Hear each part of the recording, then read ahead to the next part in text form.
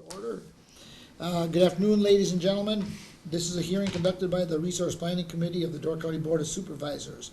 My name is Ken Fisher. I'm the chair of this committee and represent District 10, which is in the city of Sturgeon Bay. I'll have the other committee members introduce themselves. Mr. Verley? I'm Richard Verley, and I represent District 15, which is the eastern side of Sebastopol, from Highway 42, basically from 42 over to Lake Michigan. David Enigold, District 17. I represent the Village of Egg Harbor and portions of the Town of Egg Harbor, Town of Jackson Park, Town of Bailey's Harbor, and hopefully when you redistrict next time around here, fewer towns. I'm John Cook. I represent District 4, which is the southern half of the Township of Gardner and the southern half of the Township of Nassau-Waupee, County C being the dividing line. Vinnie Shomo, I represent District 18, which is the village of Ephraim in the town of Gibraltar. And this is Mariah Good, the Land Use Services Department Director, and Sue Van Langenberg, a zoning administrator. They'll serve as clerks this afternoon. The purpose of this hearing is to gather testimony on the case on today's agenda. You are encouraged to explain how your interests are affected, how the public is affected, and to bring out any facts pertinent to the case related to public health, safety, convenience, and general welfare. There's one type of case on today's agenda. That's a conditional use application. For a conditional use permit application, the Resource Planning Committee will hold this hearing, and we will make the decision at a regular open meeting in the near future, likely later this afternoon if time allows, and I'm sure it will. The decision is normally final but may be appealed to the Door County Board of Adjustment.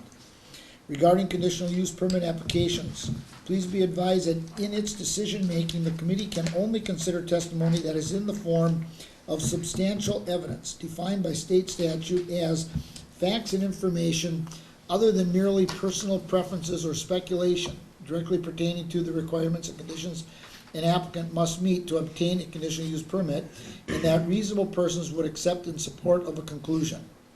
The conditional use permit applicant has the burden of proof and must demonstrate by substantial evidence that the application and all requirements and conditions established in the ordinance and by the committee relating to the conditional use are or shall be satisfied.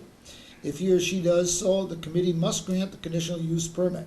If an applicant fails to meet their burden of proof, the permit will be denied.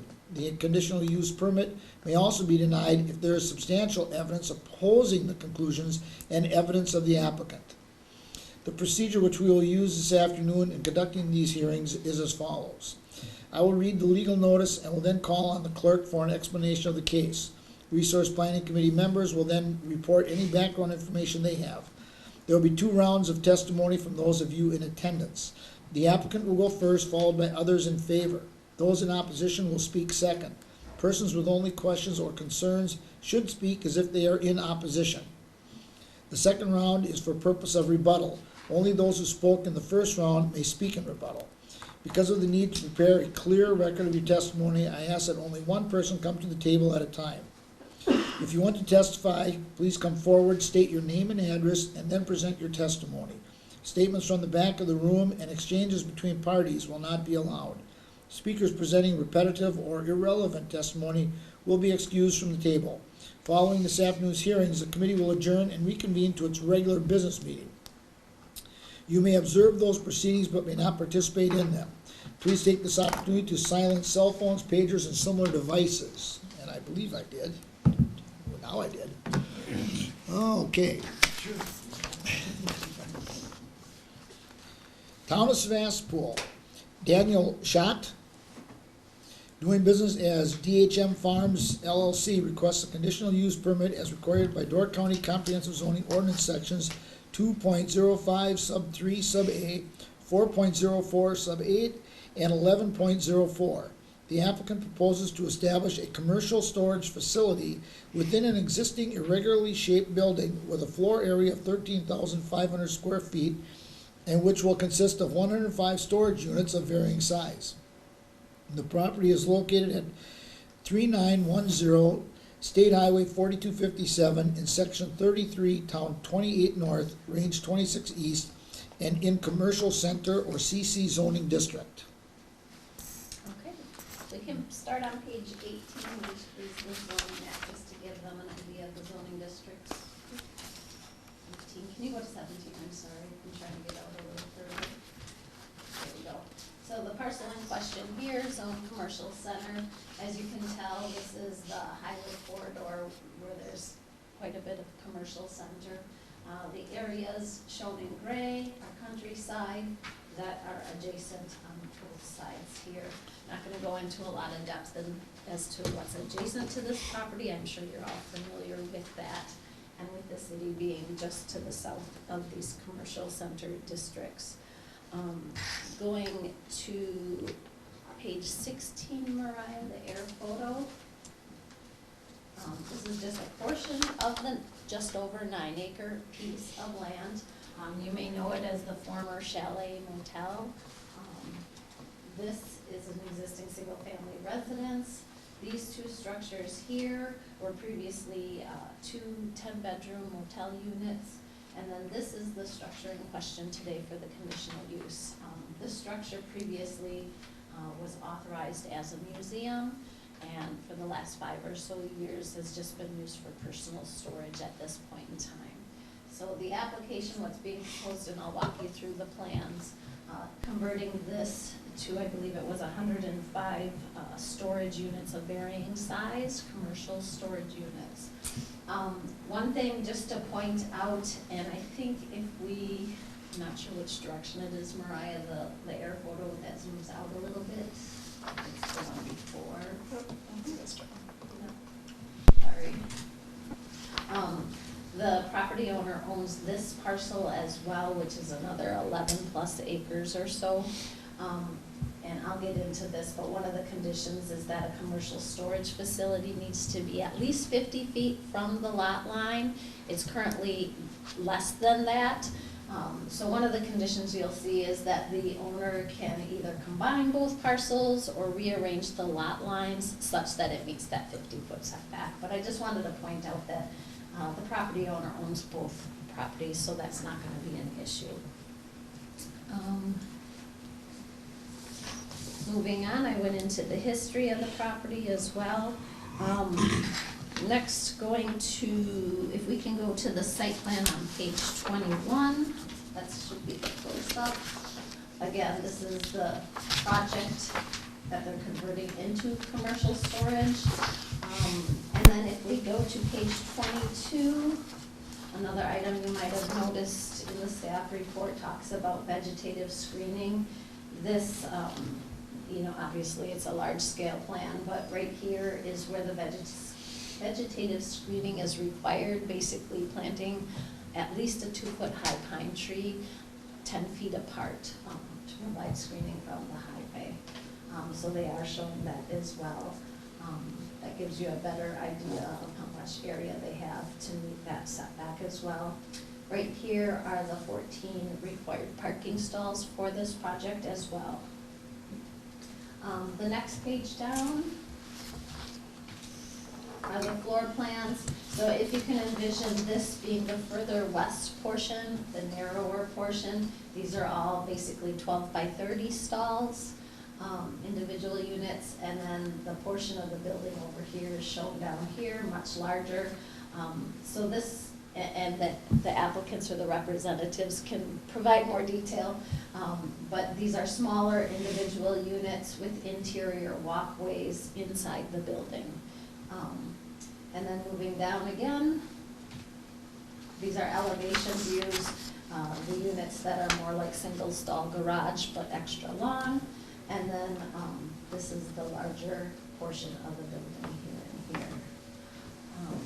I think that's all I wanted to point out as far as floor plans and elevation views. If we go to page 31, we can show you pictures of the existing building. Again, this is the westerly, as viewed from the south portion of the building, and you can just scroll through, Mariah. And the larger part of the building, obviously down here.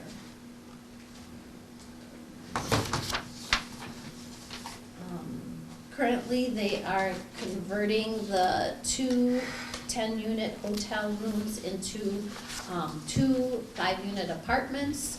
that is allowed in the zoning district and did not require a regular zoning permit for that. So really, the public hearing is only about the commercial storage unit in this district.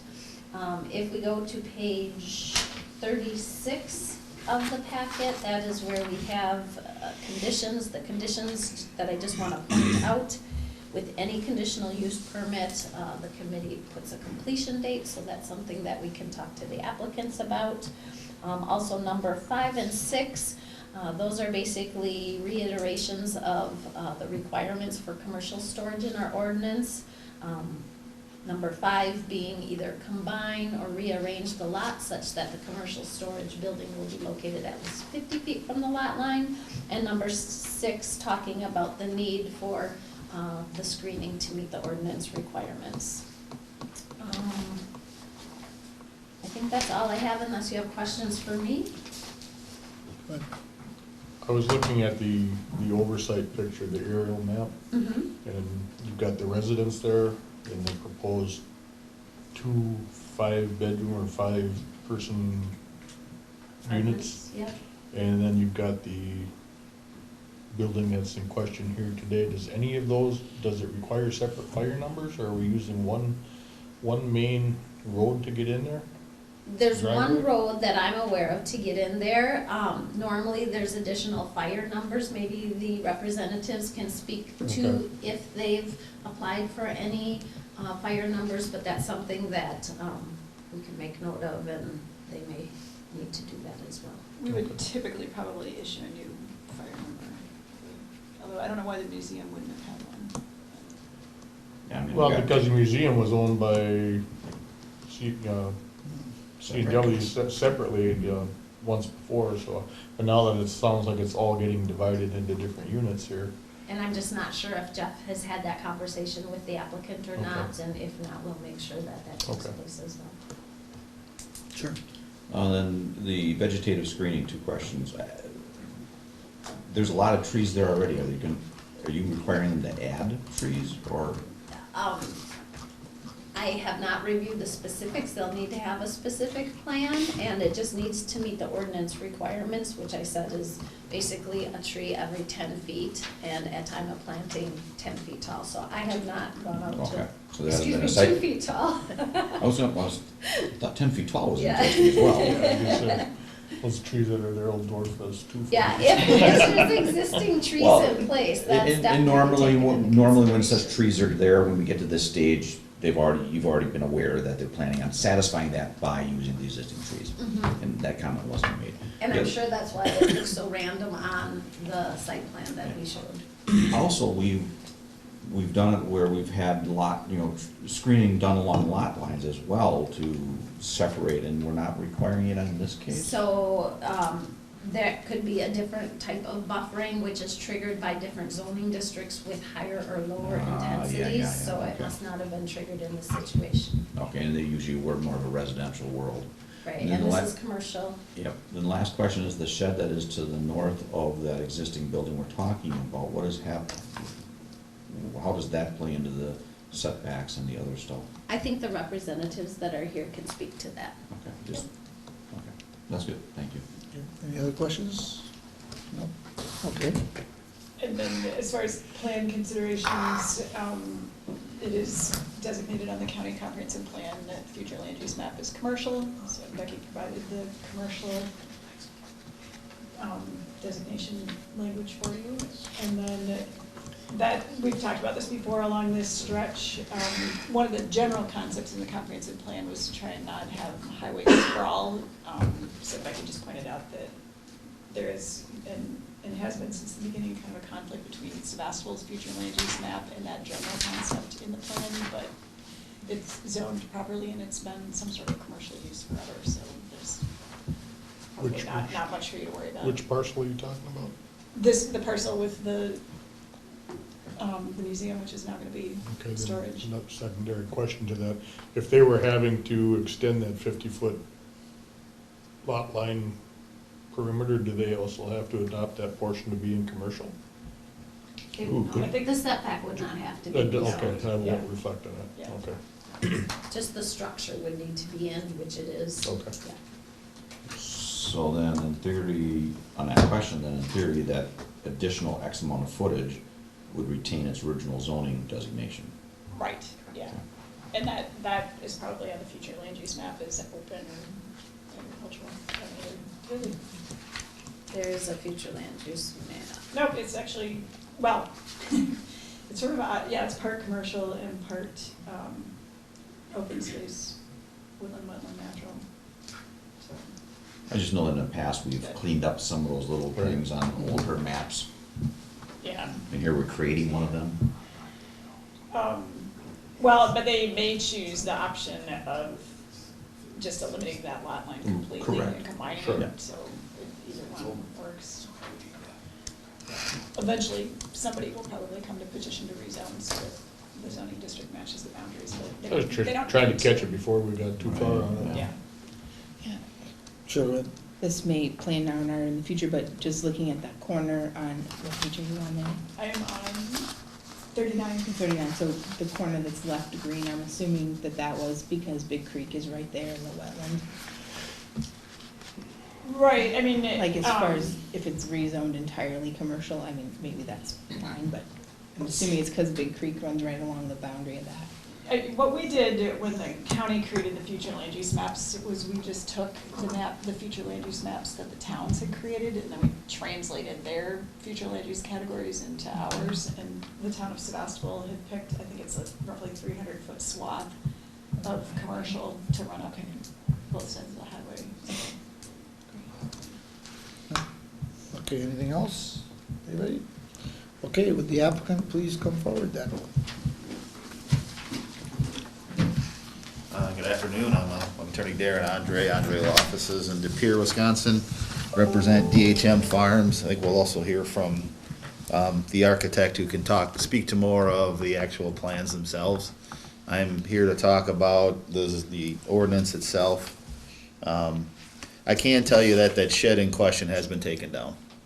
Okay, it was just full of old junk and that's been removed, so.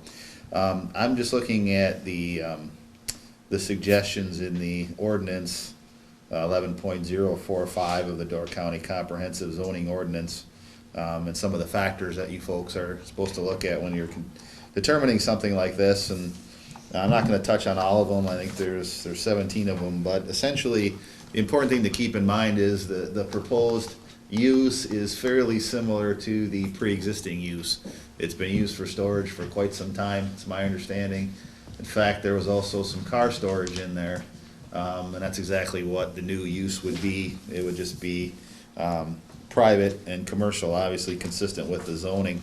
As far as I don't think there's anyone gonna argue that the proposed project will adversely affect any property values.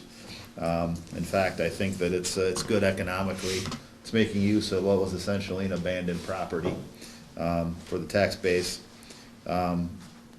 Moving on, whether the proposed use creates noise, odor, or dust, kind of ties in with provision of safe vehicular traffic and neighborhood traffic flow and congestion. I think the proposed use will actually be less traffic than it used to be when it was a public museum. Generally, when people put stuff in storage, it tends to stay in storage, so I think there'll be less people using that building and less people coming in and out of it than there have been in the past, so I think that's a good thing. I don't think there's any issue with emergency services. They've always been able to get back there presumably. Any provision for proper surface water drainage. None of the footprints are changing.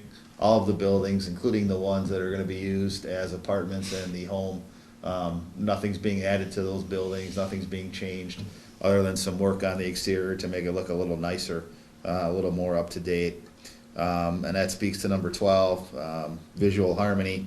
There isn't really much next to that. I don't think there's a building to that plot to the north, but there will be some work on the exterior. The architect can explain that a little more. There won't be any proposed exterior lighting glare. It's not going to change the major nature of the natural character of the area because, again, these things already exist. It's already a commercial parcel. Financial assurance isn't necessary. The proper funds are available. Not sure of any site-specific conditions. Apparently, there already have been some imposed. There's got to be something with the setback. And finally, the general catch-all, the impact. of the proposed project on public health, safety, or general welfare of the county. It's really not gonna have any adverse effect on the public health or public safety. Again, I think it'll be actually less traffic. And then in terms of the general welfare of the county, again, it's taking what's essentially an abandoned property and doing something with it. And, knowing Mr. Schott, he wouldn't be putting storage in there if there weren't a need for storage in that area. So I think it's gonna be a generally good thing for, the county and certainly for Sevastopol. So if you have any questions of me specifically, again, anything on the technical design would be better, addressed to the architect, but I can answer any questions you might have of me. Any questions? Dave? The same questions we asked earlier. Sure. And I'm asking you only because you are one of the ones presumably Yes, providing information. yes, yes. If you can't answer it, fine, if you can't. Sure. No big deal. Yeah. The 50-foot setback, do you know what the owners intend to do to resolve that? I don't know the specific intention, but it has to be resolved, it will be resolved. I think that's why, based on my conversations with him when he was looking at this project, that's why he purchased the parcel to the north, so that could be addressed. Okay. Concept of a completion date? I don't know the completion date, architect may have a Yeah, better that's idea, fine. but knowing Mr. Schott for a long time, it'll be done fairly quickly. So, Bud? Yeah, I'm gonna ask you the same thing I asked earlier about Sure. fire numbers, and the only reason I asked that is because now you're putting a commercial building application in there next to a residence, next to two other housing units. Sure, And I'm thinking more ease of access for fire department and emergency services personnel to address the right property or building when they get a call. oh, sure, Should they get sure, a call, so sure. that was the reason behind that. Is that anything that your client contemplated? It hasn't been discussed with me. If that's something that the committee feels is important, then I assume he's not gonna have an issue with doing it, whatever needs to be done. If that's, for safety reasons, if that makes sense, then I don't see why we would object to that. Okay, thank you. Anybody else? No? Okay, thank you. Thank you. Anybody else wishing to speak in favor? Well, I'll answer any questions you may have on the structure and the building. I'm Don Heenan, the architect, Cecil, Wisconsin. So it's basically a 5B building, which probably doesn't mean much to you, but it's a wood structure. There'll be a 3-hour wall separating the larger and the shorter, A 3 what? 3-hour fire Oh, wall. time for burn Fire through, yep, yep, separation. yep. Yeah, required by the state. No bathrooms in it, that's not required. Dan has 2 of these in Bellevue now, and they average about 1 or 2 people a day. He said the stuff in storage tends to stay there. You might get a little more traffic on a weekend or in the spring and fall with boats in the one side. Other than that, it's basic storage. I know he had that lot surveyed, and I believe he combined those lots, or he's in the process of combining them for that setback thing. And the actual building sits down in a hole. It's not very visible from the road, the way it sits. That spire on there, they've torn that off already. And I'm not sure if he's talked about painting the metal on the building. Other than that, it's a pretty simple building. For fire trucks to get back there, you can see the gravel there is large enough to turn a fire truck around. They don't have to do U-turns or anything. They can do a full turnaround. And he had cleared out that shed, got rid of the metal, recycled it, and kind of made a path all the way around the building to where, I don't know if he's gonna plow it, I would doubt it, but you can get all the way around that building now. Okay. Questions? Just the completion date, you answered the other question. Well, we do have state approval on this already. I would think this spring sometime. So if we set a date of December 2021, or 2020, I mean, Sure, I would, or the standard 2 years that we typically give, right? In this case, they'll only get one because they don't need a zoning Oh, yeah. permit to do. So, yeah, you might want to give them longer. Well, You I could- imagine you could your still get object- Your 2 years. objective is to be open and running. I would in the think by this right? spring. Yeah, you certainly have the time to build it right now. Yeah, he's already gutted it out, and the one side, the big side needs it's just a gravel floors, but he's gonna pour a 4-inch slab in there. So I would think by next fall for sure. John? Is there any, new security, excuse me, security lighting going on the outside of that building at all? Wall packs I or- haven't seen anything that way. I'm sure, I would think they're gonna put, over the one entrance, they're gonna put a low-pressure sodium light or something like that, but that's all facing into his property. They're not gonna put anything on the backside. There's no doors back. Well, there's one exit door on the larger section. We needed 2 exits out of it. We try to keep them as far apart as possible. There's no office space included in any No, of this? no. Okay. And we discussed this at the other meetings, that the won't be able to like operate a business out of these garages. Right. They're- I just noticed the windows on each end of the building, so I wasn't sure if that was representing, or is that into a storage space itself? On the larger section, there's some That windows appears to there be that on the larger section they according to the drawing. basically just put Just for looks. styrofoam over them. Okay, that's what rose my question to it, so. Anybody else?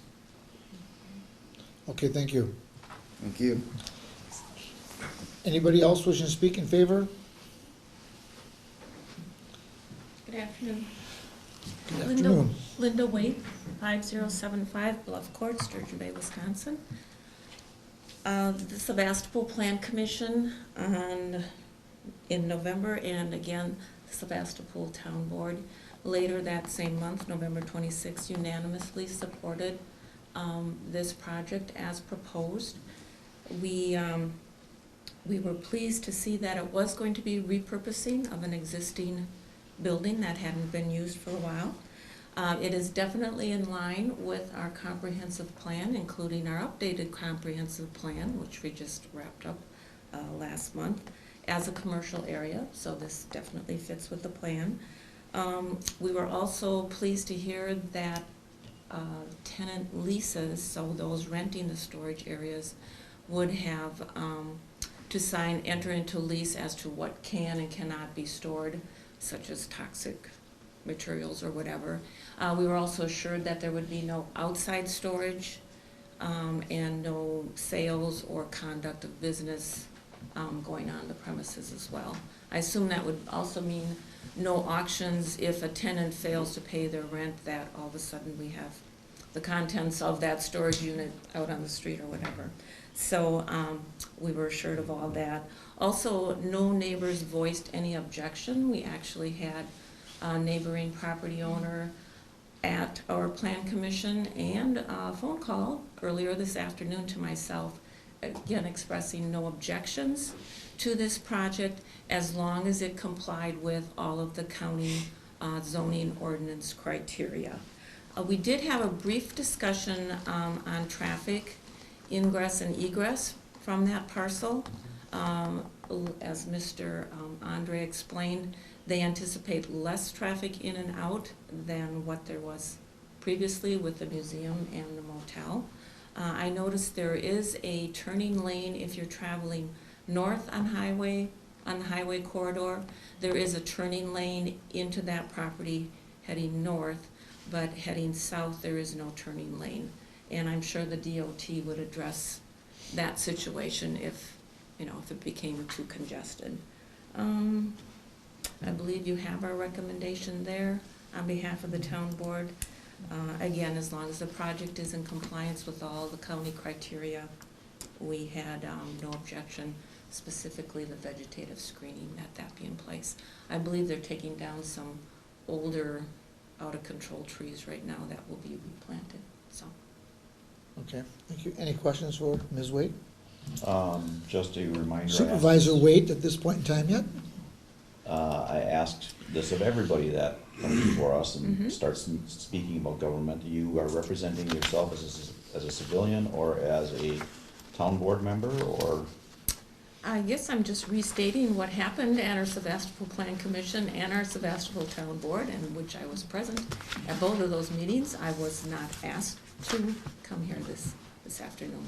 It's Well, just I sometime- take that back, because the neighboring property owner did ask if I was attending, and I said yes, I was. It's just sometimes, it's useful to know that. Oh, All right, thank you. all right, thank you. Anybody else wishing to speak in favor? Anybody else wishing to speak in favor? Anybody else wishing to speak in favor?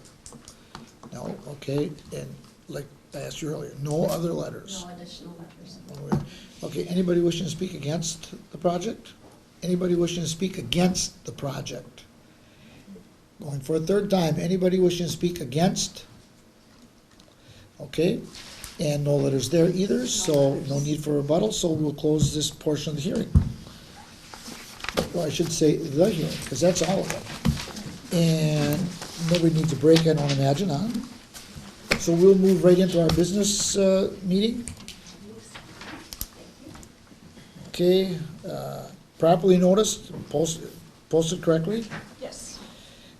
It should be noted that there is a quorum present, all 5 members. I need a motion to adopt the agenda. I'll make the motion to adopt the agenda as presented. Second. Motion made and seconded. All those in favor signify by saying aye. Aye. Aye, opposed? Okay, no need for public comment. Correspondence, any correspondence outside of the hearing material? Read and act on minutes of November 7th, 2019 meeting. Motion to approve. Okay, motion approved. Is there a second to that? Second. Any questions, comments, corrections, additions to those minutes? If not, all those in favor signify by saying aye. Aye. Aye, opposed? Zoning matter. Conditional use permit application. A motion on that would be in order. I'll make a motion to approve the conditional use permit as presented before us today. Is there a I'll second that, provided we discuss the conditions within the discussion. I agree. Yep, motion made and seconded. Now, any conditions? What page was that on again? 36 and 37. So, if I heard correctly, one of the items we usually deal with is the completion date. I just mentioned 12/31/20 simply because I understand they wanna get moving and they have been working on it. I don't care if there's a more logical date you pick for it. Well, that would be the year that you said, right? Well, yeah, because in this case, I don't think they need a regular zoning permit, they just need this one, so, they only get A a year year anyway. automatically. Often, your projects that are coming before you get 2 years, so. The difference here is the building's substantially in existence. Right, yeah, so it's up to you. Do you wanna make it 2 years, just in case they ran into some kind of situation that, We normally do make it, leave it That's at. is that okay to go 2? That's fine. That's fine. I would suggest that, just in case. I have a question for Sure. Mariah.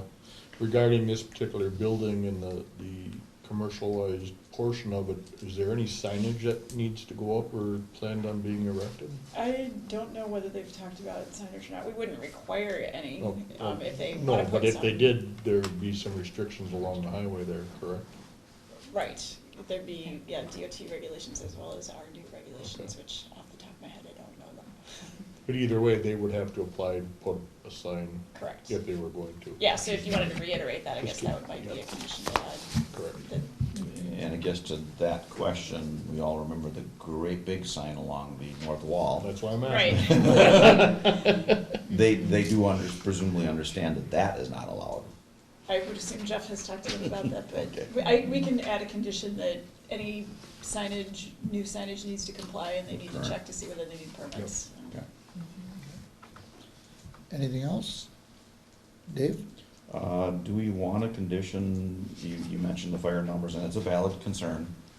Do we want a condition of asking them to address the fire numbers as directed by the fire department and Door County Land Use Department? Well, I think it would be smart to have separate fire numbers, especially if they're turning the 2 motel units into housing. I was gonna say, even for those, I would think they Yeah. might want numbers for each of those buildings. Time is of the essence for emergency personnel, especially if it's an ambulance or a fire call. I think it's important that those would be delineated separately. Okay. So they should get fire numbers in accordance with the county's addressing. Yeah, whatever it is. I mean, I knew the fire department, I figured would say, yeah, Yeah. need it or I not, know we're the okay with it. ambulance would like to Okay. separate that. Okay. What I have seen in such units in some other municipalities is a valid comment made by the, Ms. Waite that was here. Actually, no, I think it was one of the applicants. No operation of business within units. Sometimes people forget. No that they- running a business. Yes. A lot of people sell out of those things sometimes, and I Yeah. think that's what we're trying to prevent here. And does our ordinance catch that already? I think it does, but if you want us to reiterate it, we can. Part of that section of the ordinance says, commercial storage facilities shall not be used for workshops or retail shops. That's what the ordinance says. And so a plumber bringing material in and out is not a problem, but if a plumber's meeting a customer there, that'd be the retail part of it. Is that a reasonable presumption? So there's really no need to, our ordinance satisfies that concern? But we can restate it if you wanted. I mean, a couple of these are restating, so. I would Stated. like to Yeah, see it, I yeah. agree. Yeah. Because there's a couple still happening throughout. Oh, okay, yeah, you'll have to let us know about those. Yeah, and remember, with the new conditional use permit law, like condition 7 says, the conditions that you set now on conditional use permits actually get recorded, which I think is helpful when people are buying a property. So even if you're reiterating an ordinance standard, if they weren't the original applicant, I think it's good to have that stuff. If they actually read title company search, it's a better chance than actually reading the ordinance. It's more likely Yes. they're gonna look at that than they're Yeah. gonna come in and look at our files at the conditional use permit application. And then brought up with Ms. Waite was the outdoor storage. Is that something we should, no outdoor storage? That is also one of the. That's a regular one, so, and that one I would think is a lot less likely to occur anyways. Yeah, I don't. What specifically did you want for did you want us to restate the previous no workshops or retail, or did you want specific wording on that? I would say whatever the ordinance says. Okay. As far as the outdoor storage, then I'm not too worried about that. Go ahead. We'll just add in the, number 4, outdoor lighting, that it follows the same wording that you have here, as far as lenses down and, yeah, hoods and. Okay. Mhm. Keep that in there. Anything else? No? Okay. All those in favor of the motion on the floor then signify by saying aye. Aye. Aye, opposed, and that passes. Good. Aye. So, floodplain zoning / flooding related matters. Thank you. You bet. Good day. Thank you.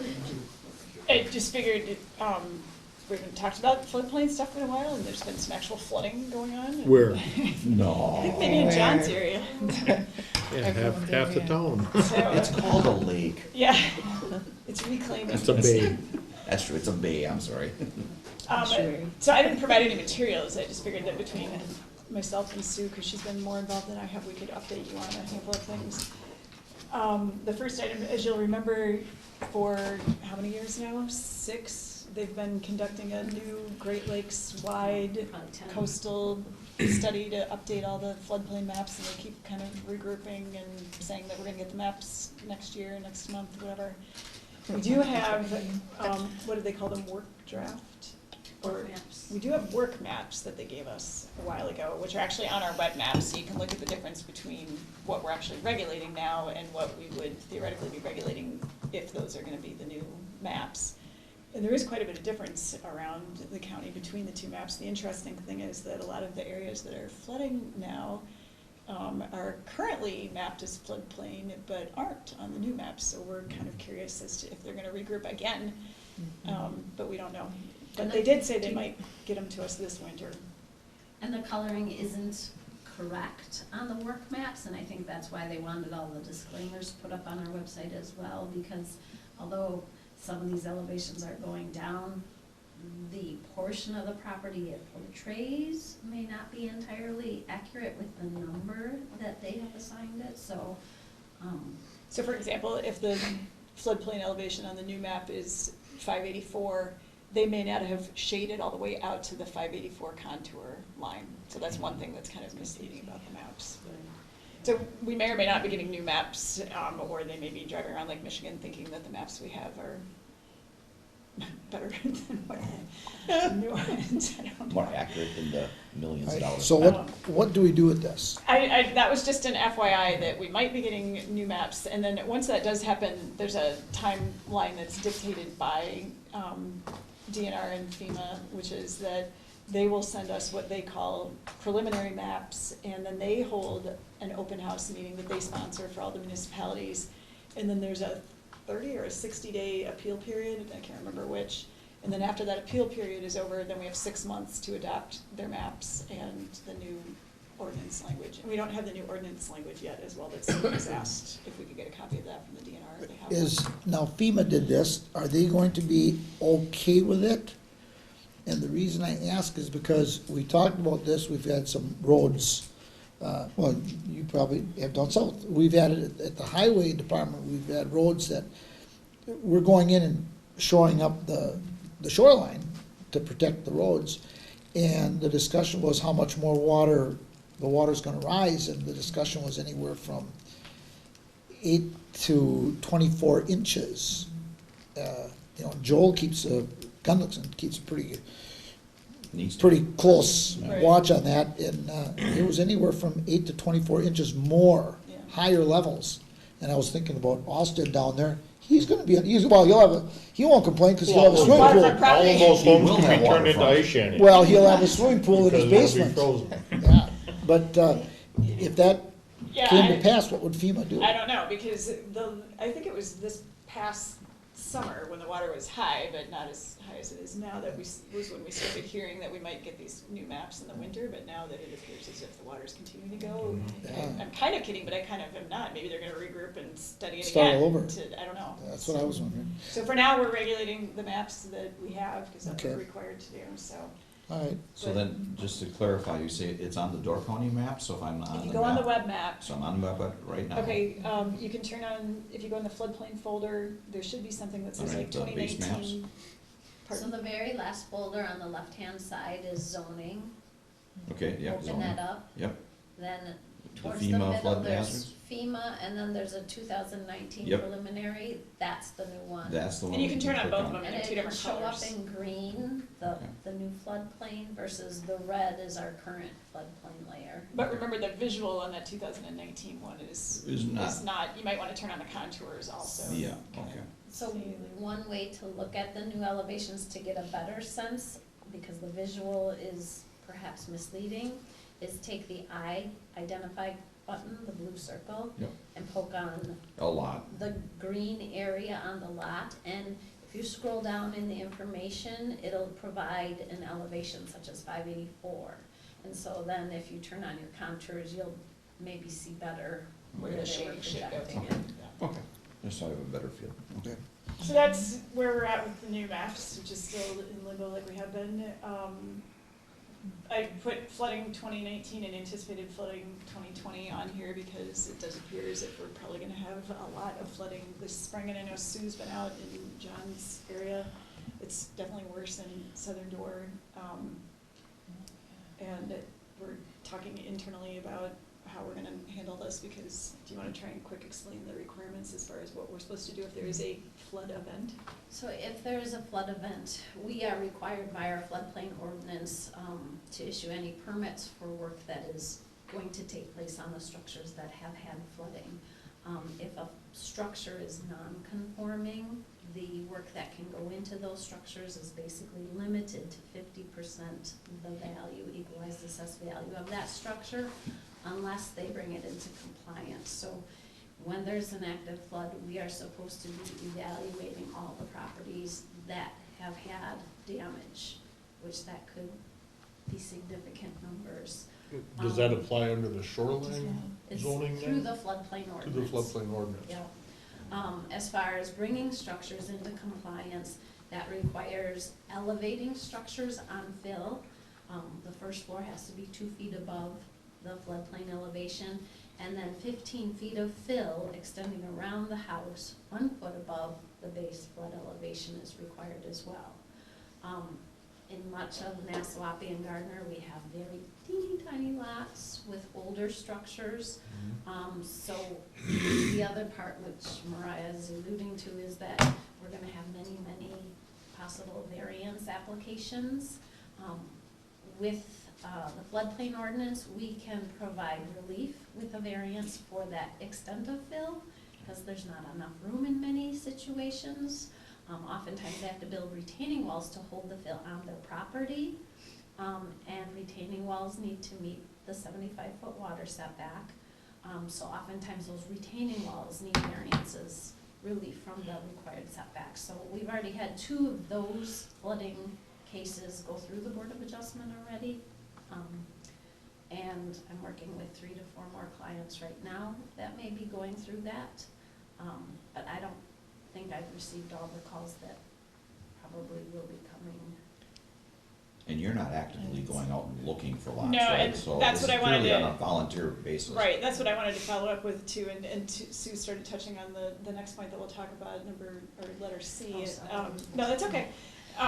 It was a good segue. But, so, right now, what we're doing, and this is also based on discussions that Sue has had with Michelle's staff at the DNR, who's the head of the floodplain program there, is we're not actively going out and knocking on doors. We're just applying the rules as they're supposed to be applied to the people that contact us that say, my home is flooded, what do we do?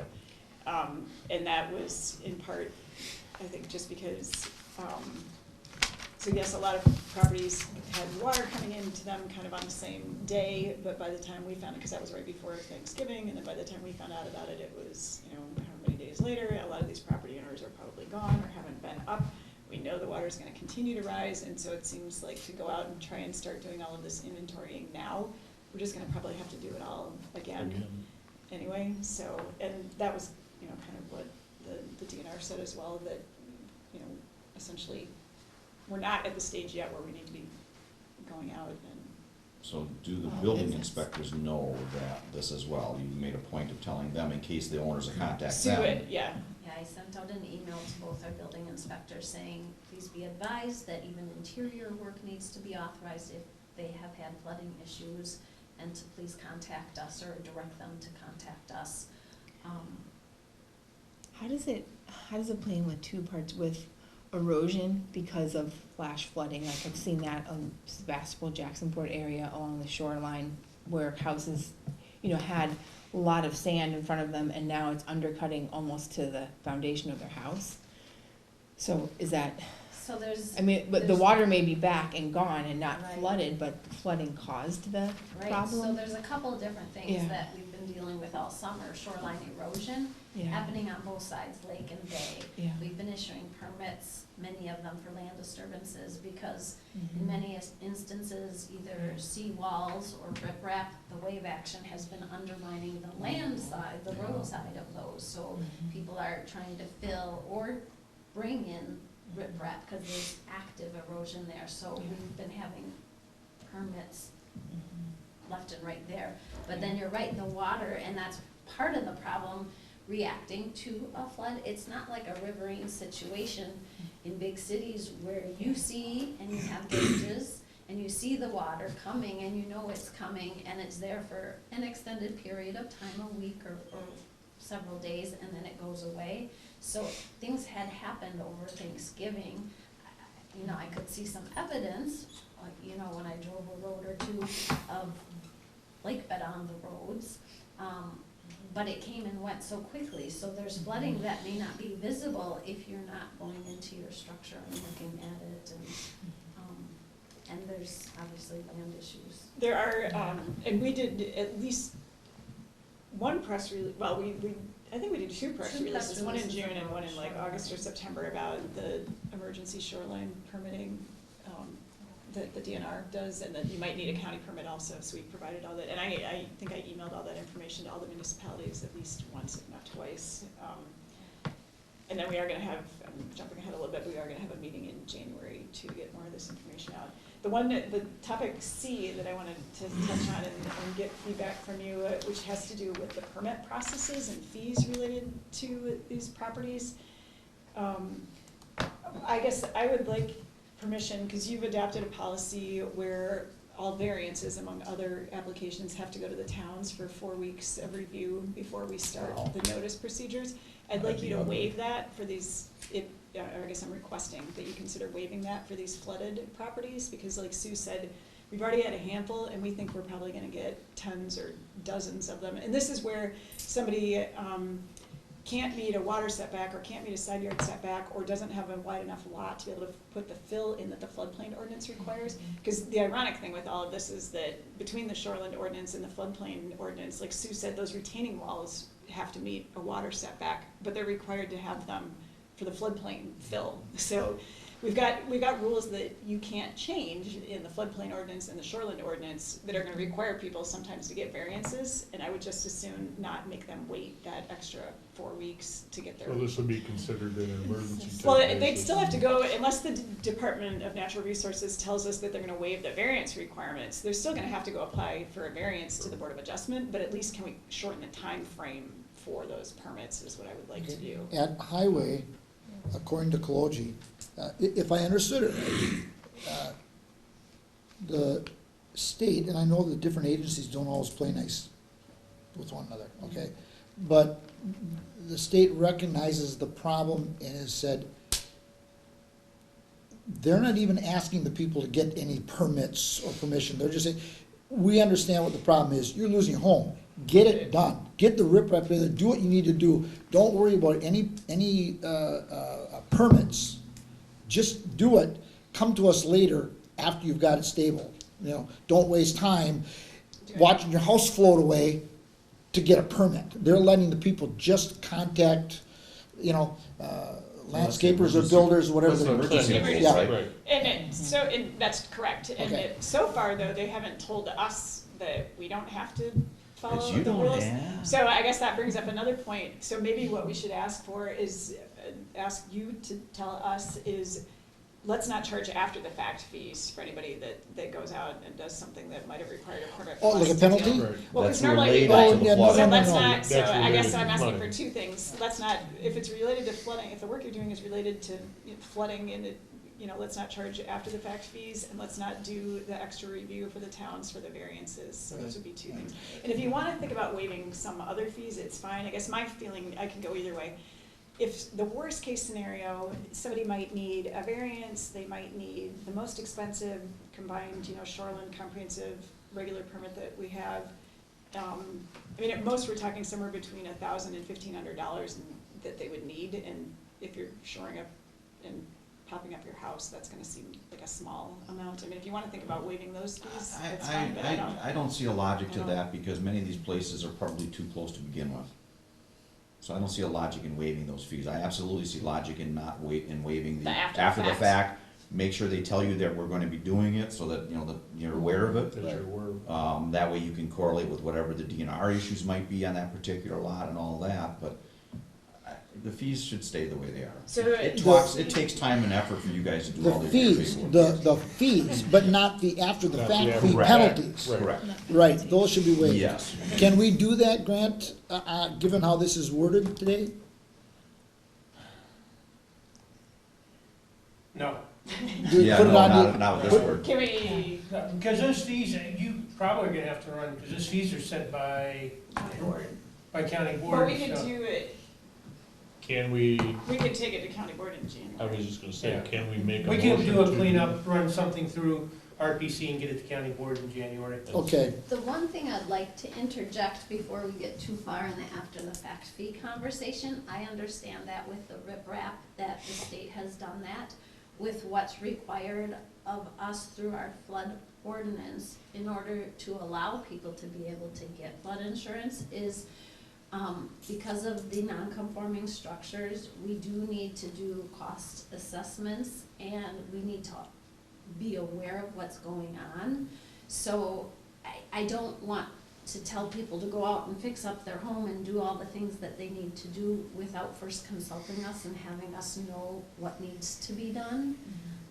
So Yeah, I see where you're going with that. So I if we just say no wanted after the to, fact fees, people might think. Just like, screw this, I'm gonna go They ahead and do might it. just And you don't think- know what it looked like ahead of time. exactly, and I just, Well, And that was gonna be my point, is you're gonna have 2% of the people are gonna say, I had flood damage I and, had to do it. And then I now had they're to doing do- some, yeah. well, you're always gonna have that though. The, But do you worry about that 2% and let the other 90, like you say, the other 98% have their homes float out into Green Bay or Lake Michigan? no, absolutely not. I think what Sue's saying is we can have some safeguards in place Sure. where we're notified, at least have the opportunity to go out and take a look at it, to get a general idea of what they might need to do. Well, Right, and- because then maybe, yeah, okay, so the notes I've made, and if you're gonna go this direction, I guess, we can't make a looks like- motion today, because the agenda's not written that way. review, discuss, potentially modify permit processes and fees. I guess you'd be making a recommendation to county board, Right. but, so is that what you're saying? That they can't I make that think, happen today, but, I think we need to, I would be most comfortable bringing something back That's before formal, okay. the, okay, so. we have time before the Yeah. January county board. Yeah. And having an idea of exactly what you're forwarding to county board. Yeah, Because we tend to get ourselves in Yeah. trouble, staff gets in trouble with, Right, Well, I think we should see my- something in writing what yeah. we're recommending, and I then wasn't forward that to necessarily- county board for, yeah, and you're giving direction to staff now, and we'll come back. Well, Yeah. we're gonna have a meeting on the 16th, Yeah. business So we can meeting. do, yeah. That would We just can be- have it I then, would say let's do it we then. know what we're The asking one- for, bring it back and show us, and we can tweak it and go ahead with it and present it to the county board in the end of January. The one And they- thing you do they can have play the other ability, scenarios through too and get Sure. a better feel. the Yeah, one thing you do have the ability to do, because it does not go to county board, is for you to tell me that we can waive the 28-day town review for variances and conditional use permits that are required due to the flooding. Or- But you don't have to, but that. Under the same pretext of what we discussed, the Right. emergency circumstances, so to Right. say. And then what you can that bring back does- to us on the 16th. we still will send out the entire packet to the board or Right, they'll still town, get it, they just And won't they get can 7 still weeks. respond, Yeah. but we're statutorily required to have a class 2 notice in the newspaper, and that's gonna take 2 to 3 weeks for sure. So they'll still have at least that long to Okay. provide any comments. And right now, it's really 2 towns, and they've been very responsive. sure. You know, I'm not saying that's the only towns that are in harm's way, but, So the other thing to that effect is to keep in mind is that we can say all we want here, but just like every other trade out there, there aren't many people out there that actually can do this work. So it's not like you're gonna see 30 lots being done in a week. No, because You know, people are gonna that's- have a hard time getting people in there to do People that. actually do the work that's capable of doing the work. Right. the other right. thing is that if people have flood insurance and they have damage, I have to provide their, agent very specific information on the amount of damage, so I need to do an appraisal. And so we don't want people jumping in doing the work and then find out they didn't provide FEMA the right information and not get any money. We want them to get the money that they're allowed. And there's the logic of waiting and getting you something back here, then you guys can provide us with a procedure of how you want, if you're gonna waive these things, or if you're gonna do certain things, this is how you want the procedures handled by those individuals asking for the waiver.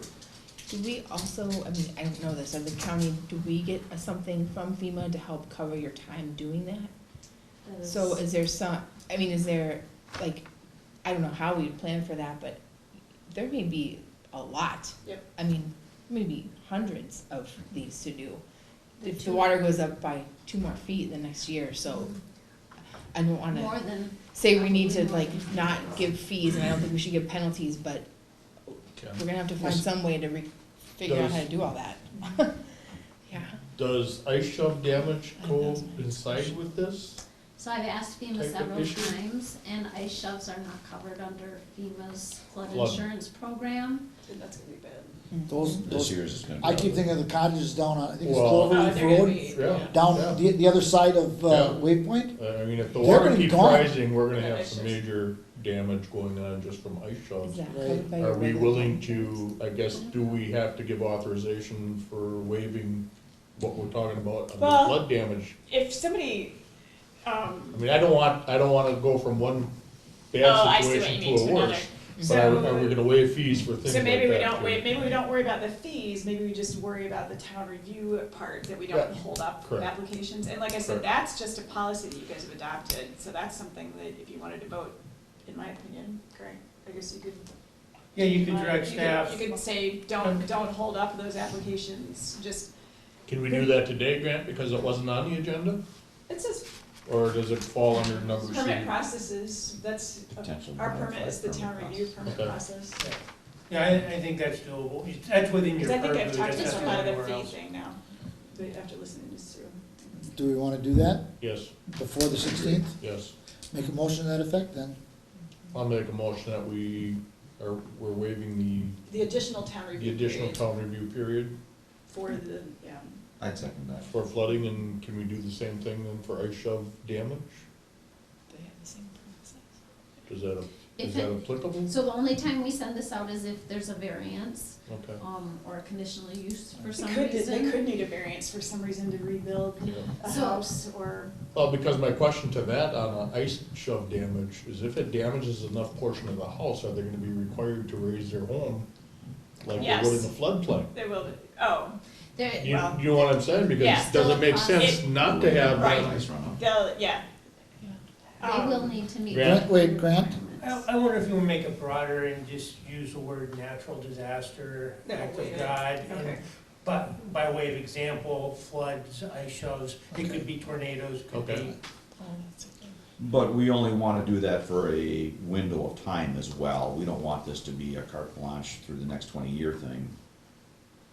We could review it We can again. change that I time. wanna make sure we come back to this. We'll Yeah. just say that we'll, yeah. We can say it's a temporary. Do you wanna review it again in June or?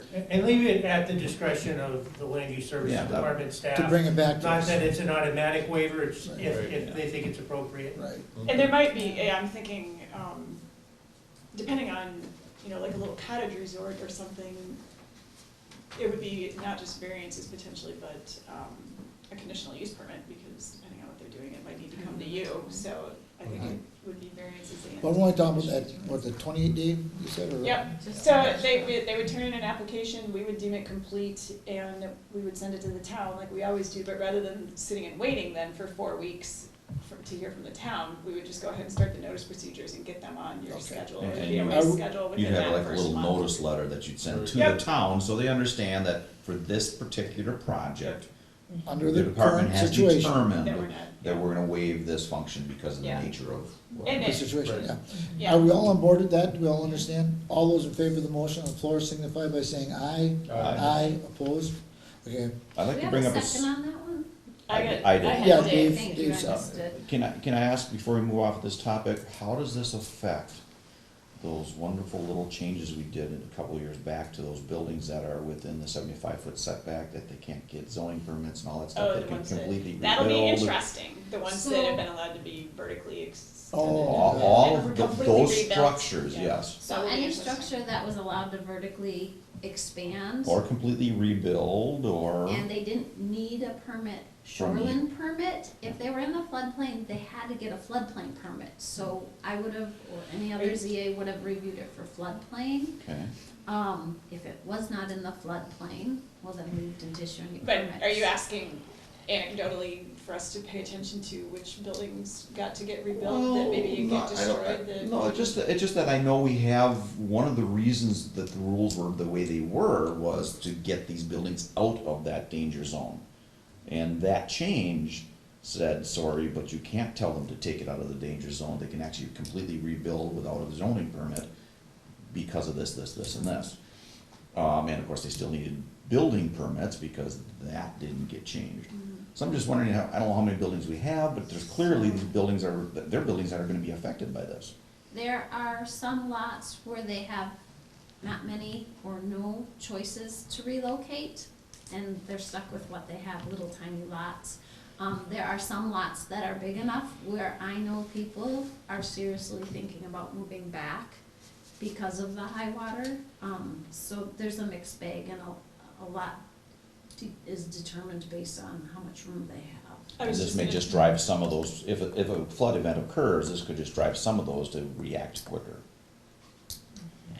Kind of along these lines, one of the things I thought of course, after you voted, so you can tell me if I'm interpreting this correctly or incorrectly, but, so you're gonna have it be up to staff's discretion, but generally it's okay to waive that additional review time, because I was thinking, if somebody wants to build something that's significantly different than what was there before, then we wouldn't just let that happen. We would Right. That's taking advantage of a scenario Right. that other So, people are. okay, so that, I wanted to make sure everybody had in mind, just basically rebuilding what they had, but maybe elevating it or filling it, okay, Correct.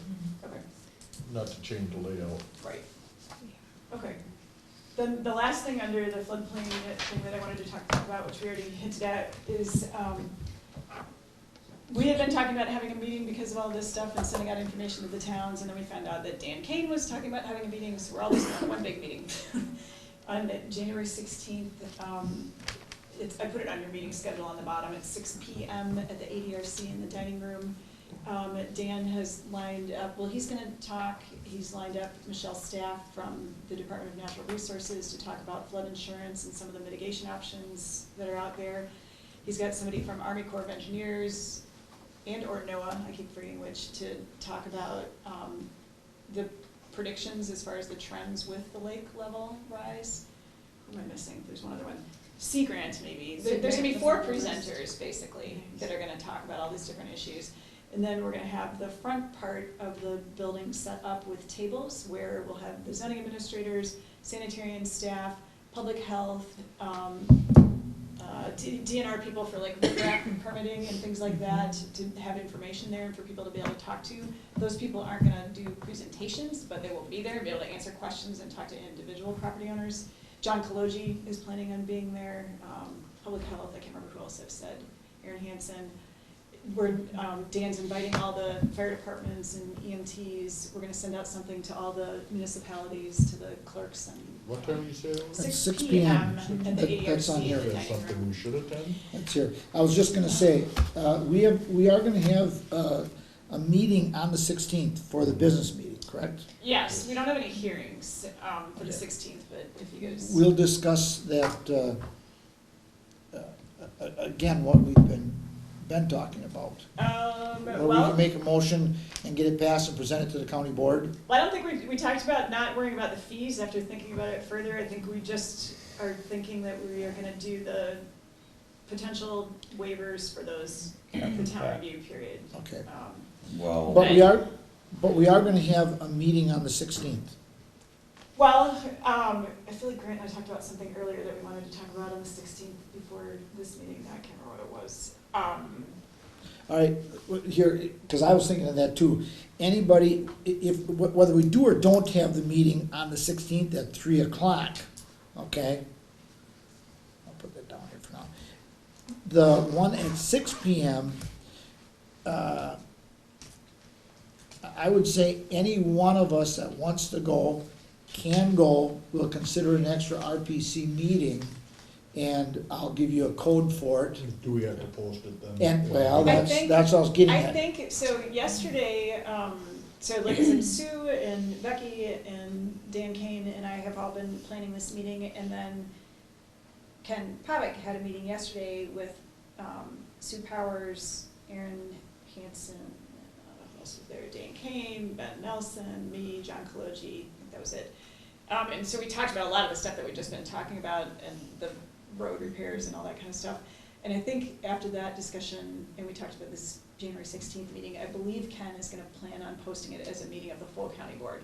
yeah, because you got he thinks enough there's different because the committees. emergency I was just thinking that there's services 4 committees that. highway, yeah, so I think That's that's what gonna they post have. it. Yeah. And I'm gonna post it as a board of adjustment meeting as well, because we're gonna invite the board of adjustment, since they might be hearing a lot of these variances. So, yeah, but, yeah, my thought had been to have a business meeting on the 16th. I don't remember what I thought I was gonna talk to you about, but. So my comment to that effect is that if, because we know we normally do this at 3 o'clock, right? Does it make sense that depending upon if we think we're only gonna have a 1 hour meeting, That would be to at push it back At to like 4:30. 5 o'clock or something like, or 4:30? So that we're, those of us that have to travel a Then we're distance. just- Oh, yeah, yeah. Well, That's, The the only only thing would be like, they have to get ready for the 6 o'clock thing. That's true, I would And wanna the be. Yeah. notice said that the doors open at 5, so I would need to be there at least by 5. Oh, for, Okay. I mean, not that you That's can't. well, we could still have it, put it back to 4. If it was gonna be a 1 hour meeting, we could have it at 4 o'clock to 5 Oh, I know what it was. on the Okay. 16th. I forgot already. I remember. But that's on the Yeah, why 16th. don't- Stay flexible, Yeah, stay why don't we- flexible. decide what you and wanna we'll- do we'll when you set decide. the agenda. Yeah, yeah. And I can, after this We'll meeting, work I can something go back up and, I mean, I know, I've had a couple of topics floating around that I want to talk with you guys about, but I don't know that I'm ready to talk about I'm something on the flexible if I 16th turn my anyway. papers in. Yeah. Oh, you do. All But right. yeah, so well- we definitely will have it at 6 PM, and I guess like Sue said, they're gonna have the doors open early, because actually, we started getting a little worried when we were talking yesterday, the group that Ken Powick had organized about the ADRC, even that big room, because they're gonna take all the tables out and fill it completely with chairs, with that maybe not even being big enough with property owners and just all these people who decided, we'll just advertise it, tell people, get there early and get a seat, and then that way, actually, people will be able to walk by those tables and talk to DNR and people, rather than having the meeting taken up with people telling their own personal story about whatever's going on, that maybe some of their questions can. And that is a Thursday, isn't it? Yeah, that's Thursday. Yeah. Yeah. I'll let you know about it. We'll work it out. Yeah, okay. All right. If nothing else on that, go to 8. Review This- approval of real property listing, 3-year contract with Bowden. This is the, Holly brought this to my attention that our contract, what page is that still on? This is the monumentation, starts on page 42. The survey monuments that the surveyors use to Yep. tie in, those need to be periodically, well, if there's roads getting destroyed or redone or whatever. And Bodwin is who we contract with to make sure that those are maintained. And so this is a 3-year contract. It's a budget line item that's been in the budget since real property, well, for many years, but for sure since it merged in with us, it's about, I think, $12,000 a year. But at the bottom of this, they outline, Mr. Chairman, I'll make a motion to approve the 3-year contract with Bowden Inc. regarding the monumentation and public land survey of corners. Second. Any questions on that? Same, Anybody? I was gonna ask the question first of, is the contract the same as previous ones? Yeah, it's a standard Standard independent form. contractor agreement, and actually the services are For- set Sure, forth by compared to the statute. last 3 years. And we've been 3 doing years. that during my entire tenure, renewing it every 3 years. And 3 years, we have the authority to, Correct. yeah, it just gets signed, Yeah. but you guys approve and then it gets signed. all right. Yeah. If there's no other questions on that, all those in favor of the motion on the floor signify by saying aye. Aye. Aye, opposed. Okay, 9. I make a motion to not, oh, I'm sorry. Did you even read it? So. Yes, I did. I had known that Jeff was interested in more planning related with a small p, as a posted zoning administrator work, and he did get an offer from the private sector, so he's gonna be leaving, he's giving us 4 weeks' notice, so that's nice. And I talked to Ken and Kelly, what got put in your packet didn't have their signatures on it, because I didn't wanna get in violation of the the posting requirements, but the hard copy that I passed up before the meeting does have Ken and Kelly's signature on there. And it does have also the financial impact. Really, Jeff was almost at what they consider the midpoint, the 100%, in the salary range. And he's gonna be on family health insurance, so it's unlikely that you're gonna end up, spending more money, and I guess the way they do this, they show somebody coming in at step 1, and then they show somebody coming in at 100%, so I guess Jeff must have been at step 5, not at 100% at 6, but. All right, so we need a motion to approve, I'll make a motion to Replacement. approve the application to renew this position. And Second. does it need to be forwarded to admin? Yes. Forwarded to admin. Yeah. Second. to refill the position. To refill the To refill the vacancy. And seconded by Vinnie. Question? Yes, Are sir? these, administrator duties here that you have listed, has anything changed on those? So yes. That this is a draft? So the reason it says draft is Kelly and I are still tweaking a little bit. So when the last Carlson study was done, all the job titles for the zoning administrators and the sanitarians were changed to zoning administrator / assistant sanitarian. But the reality is that we've got 3 people that are doing zoning administration and 2 people that are doing the POUTS inspection and other related duties. So this will be the first time that we're trying to hire somebody that can do both. So, so what I did was I combined it, and Kelly offered some advice and assistance as well. I combined the job descriptions in parts, but then I left the two sets of duties, because the reality is that this person is gonna mostly be doing zoning administration until we get to a point where either somebody else leaves or, you know, however that's gonna work out, but, so that's why it says draft. So the duties that are on here aren't different, it's just that the zoning administrator and the sanitarian job descriptions have been combined into one document. Okay. I did get rid of some stuff that was duplicates between the two, so I combined like, the training and experience and the knowledge, skills, and ability. And we put, Question for Grant, then, we're okay to approve on a draft copy? Yes. To start? It's actually happening that does the final. and I haven't had to refill a position since we hired Jeff, and I didn't realize that we can actually start advertising before it goes to admin, which is nice. And that was why I hurried up to get it on today's agenda, because I didn't wanna lose a month of, like, you'd be voting to refill the day you'd be leaving, and we'd be a month behind trying to find somebody new. So, we had a motion and a second. Yep. And then you asked your question. Good, yeah. Any other questions? All those in favor of the motion on the floor signify by saying aye. Aye. Aye. Opposed? Okay, future meeting schedule. Nothing on the second. Correct. Nothing on the second. We don't have any hearings for the 16th, like we just talked about. We'll Okay. take a look and get in touch with you as to if we think we need to have a meeting and times and whatever. Alright, There's that flooding meeting on the 16th. January 16th at 6. And we'll just have to get back to everybody on that. Yeah. Yeah. Okay. And We have then, plenty of time on that. February 6th, it doesn't look like we will have any hearings either. Oh, we will? We have one that just went up. Oh, we do. Okay. Okay, so we will have a meeting on February 6th. I guess. February 6th, okay. And then on the 20th, it's looking like we will also have a hearing as well. Okay. This next year, 3 o'clock is still, Works much better for me. Mandatory I very much for you? appreciate that.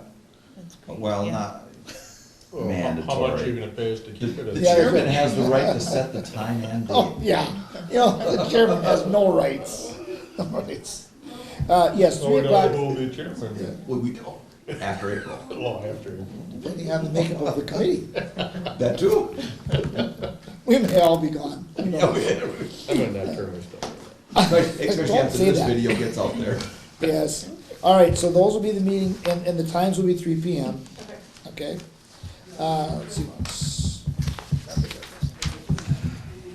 Okay, the meeting per diem code can be, what is it, 12/19? So, 1219. I'll entertain a motion to adjourn. Motion to adjourn? Motion made by Mr. Cook, Second. second by Mr. Enical. Any, well, there is no questioning on that. All in favor of the motion on the floor signify by saying aye. Aye, we are adjourned. Thank you one and all. We're looking at 250. Yep. Yeah.